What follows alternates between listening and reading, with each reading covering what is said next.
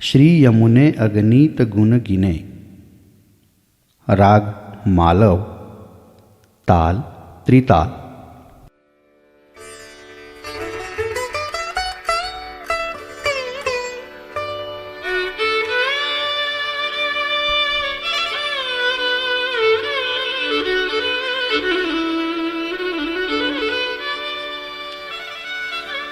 श्री यमुने अगणित गुण गिने न जाई।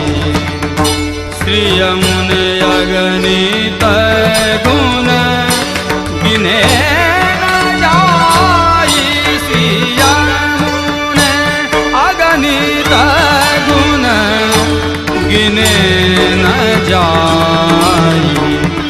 श्री यमुने अगणित गुण गिने न जाई।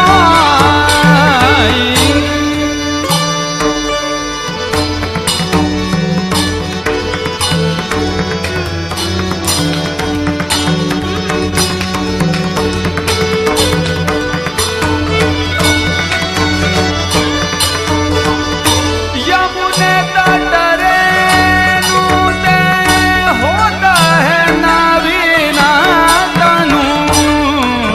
इनके सुख देन की कहाँ करो बड़ाई। श्री यमुने अगणित गुण गिने न जाई।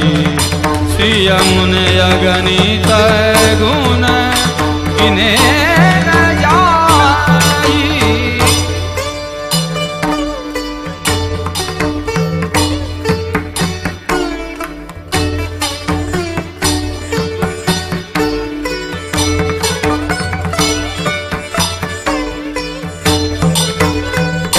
भक्त मागत जोई देत है तीछिनु। सोए सिको करे प्रणाली वाई। भक्त मागत जोई देत है तीछिनु। सोए सिको करे प्रणाली वाई।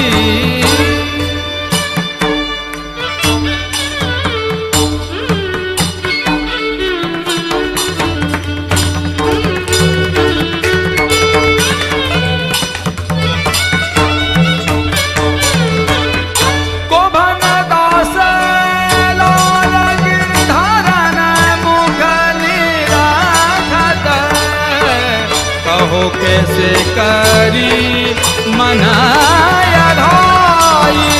श्री यमुने अगणित गुण गिने न जाई।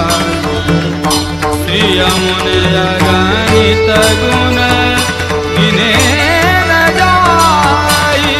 भक्त मागत जोई देत है तीछिनु।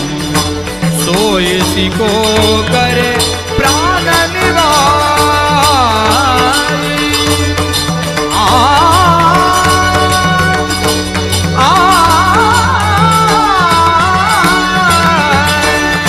कुंवरदास लाल गिरधर मुख निराधत।